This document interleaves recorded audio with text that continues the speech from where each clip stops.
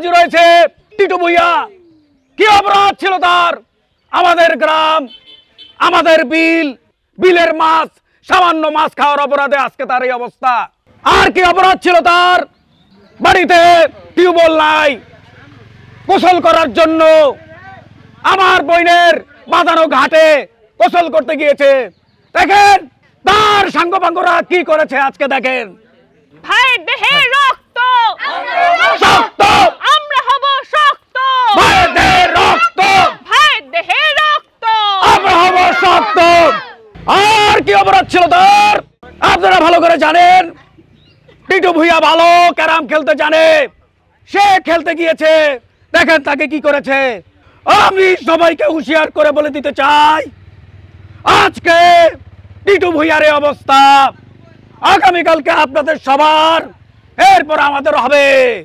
আমরা এরকম নির্যাতিত হইতে চাই না। ভাই দেহে রক্ত, আমরা হব শক্ত। আমরা হব শক্ত। ভাই দেহে রক্ত, ভাই দেহে রক্ত, আমরা হব শক্ত। আমরা হব। থামেন, আপনাদের কি হচ্ছে সব বুঝতে পারছি। আপনার বোন বেশিরভাগ দাবি দাওয়া মেনে নিয়েছে, তারপরেও যদি কোনো দাবি দাওয়া আপনাদের থাকে, আপনার বোনের সাথে বসে সেটা মীমাংসা করেন। আমরা মানি না। আমার বোন অন্যায়কারী, দুষ্কৃতিকারী, সেই দুষ্কৃতিকারীর সহযোগী হচ্ছে ওনারা। আজকে সবাইকে হুঁশিয়ার করে বলে দিতে চাই, আমরা আমাদের কোন সময় এই ধরনের সহযোগী তাকে আমরা এখানে চাই না। দ্বিধা আর দ্বন্দ্ব এক সুরে হাঁকছে, মিলমিশ ছন্দ চিল্লায় যাচ্ছে। রোজিনা বেগম, তুমি আমারে মুক্তি দাও। তুমি যে সমস্যায় পড়ছো, আমি সমস্যার সমাধান করে দেব। এই তো প্রমাণ হয়ে গেছে তুই আমার বিপক্ষের লোক। এই বেঈমানের ঘরে বেঈমান। এখন তোকে আমি আটকেছি না, তদন্ত সাপেক্ষে তোকে আমি শুলে চড়াবো।